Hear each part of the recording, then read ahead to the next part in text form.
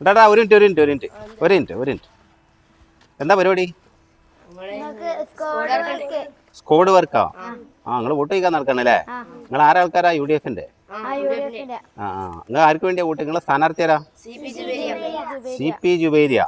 ആഹാ, അപ്പോൾ CP ജുബൈരിയെ കണ്ടി vote ചെയ്യാൻ വേണ്ടി കൊടുക്കും അല്ലേ? അപ്പോൾ നിങ്ങളെപ്പോലത്തെ കുട്ടികൾ വോട്ട് ചോദിച്ച ആൾക്കാർ വോട്ട് ചെയ്യുമോ?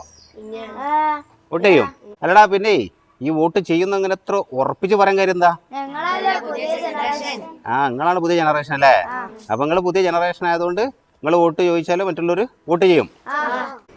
ഇനി വോട്ടർമാരോട് എന്താ പറയാനുള്ളത്? എല്ലാരും UDF-ന് വോട്ട് ചെയ്യണം അല്ലേ? നമ്മുടെ ഗ്രാമത്തിന്റെ സമഗ്ര വികസനത്തിന് അത് ആവശ്യമാണ് അല്ലേ?